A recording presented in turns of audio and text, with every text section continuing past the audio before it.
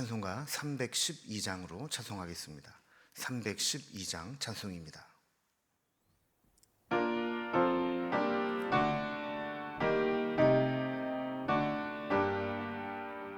너 하나님께 이끌리어 일평생 주만 바라면 너 어려울 때 힘 주시고 언제나 지켜주시리. 주 크신 사랑 믿는 자 그 반석 위에 서리라. 너 설레는 맘 가다듬고 희망 중 기다리면서 그네로 신 주의 뜻과 사랑에 만족하여라.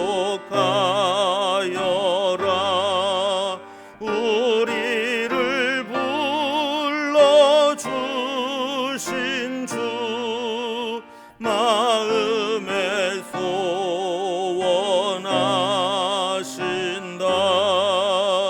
주 찬양하고 기도하며 내 본분 힘써 다하라. 주 약속하신 모든 은혜 내게서 이루어지리라. 참되고 의지하는 자 주께서 기억하시리. 아멘.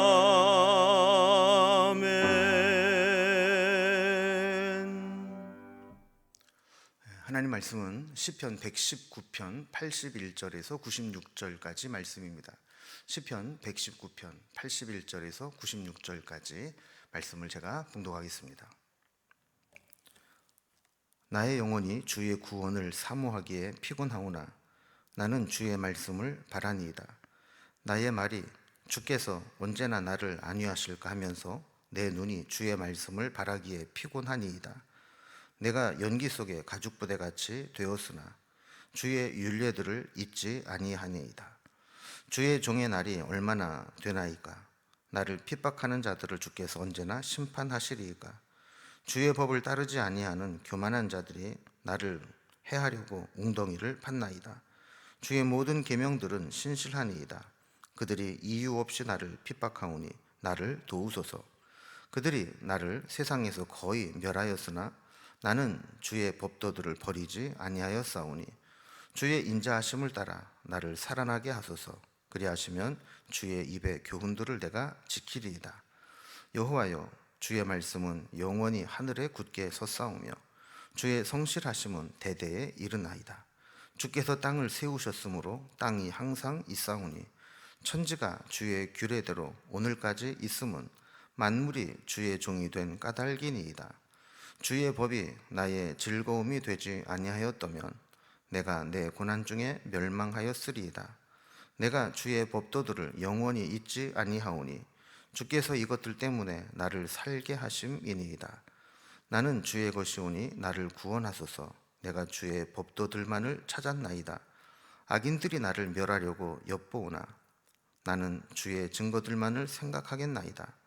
내가 보니 모든 완전한 것이 다 끝이 있어도 주의 계명들은 심히 넓으니이다.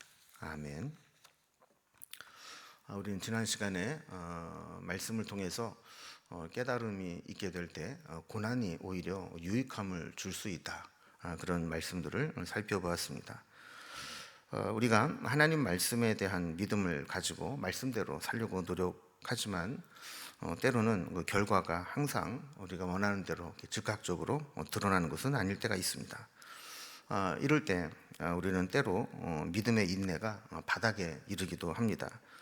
그래서 하나님의 말씀대로 이루어지는 것을 기다리는 것은 매우 힘들고 피곤한 일처럼 느껴지기도 합니다. 그러나 시인은 그런 상황 속에서도 하나님이 즉각적으로 말씀대로 응답하시지 않는다 할지라도 그 하나님 말씀을 붙들고 있는 것만이 우리의 유일한 소망이 됨을 고백하고 있습니다. 그래서 상황이 어떻든지 간에 그래도 나는 말씀에 희망을 두고 말씀하신 대로 이루어질 것을 내가 붙잡고 기다리겠습니다. 이런 고백을 하는 것이죠. 오늘은 이제 알파벳 중에서 이제 카프로 시작하는 11번째 연과 라메스로 시작하는 12번째 연을 살펴보게 됩니다. 오늘 본문을 좀 단락별로 좀 구분을 해보면 먼저 카프로 시작되는 연은 이 고난 중에도 말씀대로 이루어지기를 간절히 소망합니다. 하나님 말씀대로라면 이 고난이 끝나야 되는데 현실은 그렇지 못한 것이죠. 인내가 끝에 달하게 되는 것처럼 느껴질 때 내가 고난 중에도 하나님 말씀대로 이루어지게 해달라 이렇게 소망하는 겁니다. 또한 12번째 연인 라멧에서는 하나님의 법이 나에게 소망이 되고 나를 살립니다 하는 고백을 통해서 내가 하나님 말씀에 끝까지 희망을 두고 말씀을 붙잡겠습니다 라는 내용을 고백하고 있습니다. 먼저 81절에서 88절까지 카프로 시작되는 연입니다. 그러니까 고난 중에도 말씀대로 이루어지기를 간절히 소망하는 것이죠. 11년의 이 주제는 자신이 처한 고난의 상황을 세밀하게 이야기하면서 그 고난에서 속히 나를 구원해 주기를 간구하는 내용이 있습니다. 특히 이 고통 중에 부르짖지만 내가 급한 만큼 신속하게 하나님의 구원이 임하지 않는 것처럼 느껴질 때 그때도 나는 말씀에 소망을 두겠습니다 하는 내용입니다. 81절에 보면 나의 영혼이 주의 구원을 사모하기에 피곤하오나 나는 주의 말씀을 바라나이다 그랬습니다. 여기 보면 주의 구원을 사모하기에 피곤하다 이런 표현을 하고 있습니다. 82절에도 보면 언제나 나를 안위하실까 하면서 내 눈이 피곤하다. 자, 이런 고백들을 반복해 쓰고 있습니다. 그러니까 지금 내가 하나님의 구원을 사모하기에 피곤하고 또 하나님이 언제나 나를 안위하실까 그걸 바라보는 내 눈이 피곤하다 하는 것은 너무나 힘든 상황을 견뎌내면서 하나님이 언제나 나를 구원해 내실까 이거를 기다리는 것이 너무나 힘들고 간절하다 하는 겁니다. 문제는 하나님의 구원이 생각하는 것만큼 빠르게 즉각적으로 나타나지 않을 수 있다는 겁니다. 우리는 너무 힘들어서 속히 이 구원이 임하기를 원하는데 하나님이 구원의 역사를 바로 나타내지 않을 때 우리는 속이 타들어가고 여기는 이제 피곤하다라고 고백을 했지만 정말 애간장이 녹는 그런 느낌을 받는 것이죠. 하나님 말씀을 놓고 볼 때 하나님이 빨리 응답해 주셔야 될 것 같은데 응답이 없다. 그러면 참 속이 상하고 애가 타는 겁니다. 83절에 보면 재미있는 표현이 나옵니다. 내가 연기 속에 가죽부대 같이 되었으나 주의 윤례들을 잊지 아니하나이다 그랬습니다. 이 연기 속의 가죽부대라고 했는데 옛날에는 이제 무슨 담아서 보관할 용기로 짐승의 가죽을 묶어 만든 가죽부대를 사용했습니다. 이 가죽부대는 이제 탄력이 있어야 됩니다. 그런데 옛날에 배기 시설이 잘 되어 있지 않은 장막에 불을 피우고 거기에 이제 가죽 부대를 보관하다 보면 이 연기가 가죽 부대에 닿으면서 가죽 부대가 그을리고 딱딱하게 굳어지게 됩니다. 그러면 나중에 이것이 심해지면 이 가죽 부대로서의 기능을 못할 정도로 못 쓰게 되는 딱딱해지는 그런 용기가 되고 말죠. 마찬가지로 시인이 지금 자기가 연기 속의 가죽 부대와 같다라고 이야기를 하는 것은 이렇게 연기가 달라붙어서 딱딱해지고 더 이상 쓰임 받지 못할 그런 직전의 모습과 같다. 그러니까 시인은 지금 자신이 세상적으로 보면 곧 폐기 처분돼야 될 가죽 부대처럼 망가졌다라는 겁니다. 그럼에도 불구하고 그는 주의 윤례들을 잊지 아니하니이다. 이렇게 고백을 하고 있습니다. 아무리 힘든 상황이라 할지라도 그는 하나님 말씀을 잊지 않고 놓치지 않고 붙잡고 있겠습니다 라고 고백하는 것입니다. 자, 84절에 보면 이제 자신의 날이 얼마 남지 않았다는 것을 느끼게 됩니다. 그래서 주의 종의 날이 얼마나 되니까 이렇게 묻는 듯이 수사의문문으로 묻는 것은, 하나님 지금 이런 상황이라면 나는 얼마 안 남은 것 같습니다. 이제 곧 죽을 것 같습니다. 나를 핍박하는 자들을 주께서 언제나 심판하시겠습니까? 이렇게 탄원을 하는 거죠. 85절에도 보면 지금 주의 법을 따르지 않은 교만한 자들이 나를 해치려고 웅덩이를 파고 기다리고 있습니다. 이렇게 고백을 하는 겁니다. 하나님이 저 악한 자들을 심판하지 않으면 나는 그 교만한 자들이 파놓은 웅덩이에 빠져서 해침을 받게 될 것이다라는 것이죠. 86절에 보면 그들이 나에게 이렇게 하는 것은 이유 없이 까닭 없이 나를 핍박하는 것이니 나를 도와달라 하는 겁니다. 그러니까 이 세상을 살아가면서 정말 애매하게 이유 없이 오해를 받아서 고통을 당하고 있다라는 겁니다. 87절에 보면 저들의 의도대로 되어가는 것 같습니다. 그래서 시인은 거의 세상에서 멸하여서 소멸될 것 같고 그런 상황까지 왔는데, 악인들은 점점 더 뻔뻔해져 가고 점점 더 교만해져 가고 있습니다. 그런데 지금 대단한 것은 이런 상황에서도 시인은 하나님의 이 법도들을 버리지 아니하고 끝까지 소망을 품고 있는 것을 보게 됩니다. 자, 이제 어떻게 해야 될까요? 88절에 보면 주의 인자하심을 따라 나를 살아나게 하소서, 그리하시면 주의 입의 교훈을 내가 지키리이다 그랬습니다.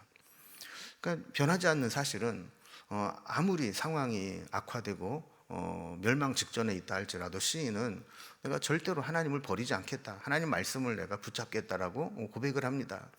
그러니 하나님도 하나님의 인자하심을 따라 나를 살아나게 해주시고 내 모든 위험에서 건져주시면 내가 그때 주의 입의 교훈들을 내가 다시 지키겠습니다. 이렇게 하나님의 말씀에 대한 믿음과 애정과 확신을 버리지 않고 포기하지 않는 것을 보게 됩니다. 자, 이렇게 상황이 아무리 힘들어도 하나님 말씀에 소망을 품겠다라고 고백을 한 시인은 이제 그 다음 라메스로 시작하는 89절에서부터 보면 그 하나님의 법이 소망이 되어 나를 살릴 수 있다라는 믿음을 여전히 붙잡고 있습니다. 세상을 살아가는 사람들은 각자가 자기가 생각하기에 안전하다라고 생각하는 것을 만들어 놓고 그것을 의지해서 살아가게 됩니다. 우리는 무엇이 나를 안전하게 만든다고 보장해 준다고 생각하고 살아갈까요?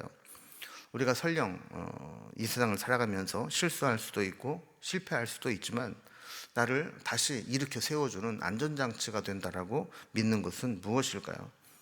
오늘 말씀에 보면 시인은 나의 그 든든한 안전장치, 나를 살리는 것은 하나님의 말씀이다 이렇게 고백하고 있습니다. 89절과 90절 말씀을 이어서 보면 하나님이 영원히 하늘에 굳게 섰고 주께서 땅을 세우셔서 그 땅이 항상 있사오니 이렇게 이야기를 합니다. 그러니까 우리가 다른 것은 다 변해도 쉽게 변하지 않는 것을 하늘과 땅이라 이렇게 말하지 않습니까? 근데 만약에 하늘과 땅에 이상이 생기면 그야말로 이 세상은 끝나는 겁니다. 종말이 오는 겁니다. 그런데 그 하늘과 땅을 누가 만드셨습니까? 하나님이 만드신 겁니다. 그리고 하나님은 하나님이 지으신 천지가 다 하나님의 섭리대로 유지되고 운행될 수 있도록 만드시는 겁니다. 그러니까 우리가 의지하고 붙잡아야 될 것은 하나님이고 하나님이 주신 말씀입니다. 그래서 91절 말씀과 같이 만물이 주의 종이 되었나이다 이렇게 고백하고 있는 것이죠. 하나님 말씀은 우리가 곧 망할 것 같은 고난에서도 우리를 건져주는 능력이 있습니다. 92절에 보면 주의 법이 나의 즐거움이 되지 아니하였더라면 내가 내 고난 중에 멸망하였으리이다 이렇게 고백합니다. 그러니까 하나님은 우리가 하나님 말씀을 붙잡는다고 해서 그 순간 우리 환경을 막 바꾸어서 구원해 주시는 분은 아니라는 겁니다. 우리가 한동안 하나님 말씀을 붙잡고 인내하고 견디면서 우리의 신앙을 키우게 만들고 성장하게 만들고 그 과정에서 우리의 신앙의 근력도 생기고 신앙의 능력도 생겨서 하나님이 주시는 힘을 얻게 하신다는 거죠. 자, 그리고 난 다음에 우리가 연단을 받고 강해져서 힘을 얻게 되면 그 힘으로 스스로 문제를 해결할 수 있게 만들어주기도 하는 겁니다. 그러니까 하나님의 방법은 믿음과 능력을 더하시고 그 능력과 믿음으로 우리가 닥치고 있는 문제들을 이겨내게 하시는 겁니다. 그러니까 우리가 생각하는 것처럼 하나님께서는 즉각적으로 우리를 구원하시고 즉각적으로 상황을 바꾸어서 우리를 건지시는 것이 아니라 때로는 고난 중에 우리를 연단하고 우리를 강하게 만들고 성장하고 성숙시켜서 우리가 이겨내게 하시는 그런 것도 있다라는 겁니다. 그럼 이렇게 될 때 우리에게 정말 필요한 것은 무엇일까요? 하나님의 말씀을 붙잡고 우리의 신앙의 연단이 이루어지는 과정에서 그 말씀을 즐거움으로 받는 겁니다.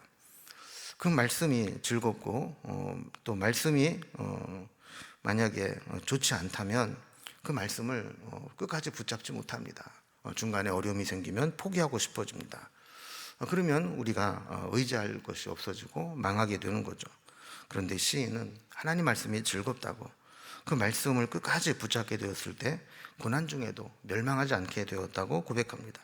그래서 93절을 보면 주께서 이것들 때문에 나를 살게 하심이니이다 이렇게 고백하는 것을 보게 되죠.